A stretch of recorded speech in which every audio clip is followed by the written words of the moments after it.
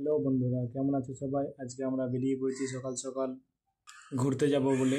রাত থেকে বৃষ্টি হচ্ছিল, সকালে আবহাওয়াটা বেশ ভালোই ছিল, তার জন্য সবাই মিলে আমরা ঘুরতে বেরিয়ে গেলাম।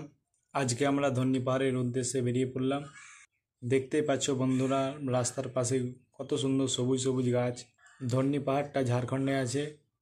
আমাদের বাড়ি থেকে বেশি দূর না, আধ ঘন্টা মতো রাস্তা। তোমরা যদি কেউ চাও যে ঘুরে যাব, খুব সুন্দর ঘোরার জায়গা আছে। দেখতেই পাচ্ছ চারিপাশটা কীরকম সবুজ সবুজ, মন ভরে যাচ্ছে একদম। এরপরে ধন্যী থেকে আমরা বেরিয়ে পাকুড় যাওয়ার উদ্দেশ্যে বেরিয়ে পড়লাম। দেখতেই পাচ্ছ কত কয়লার গাড়ি আসা যাওয়া করছে। অবশেষে আমরা পাকুড় এসে পৌঁছলাম।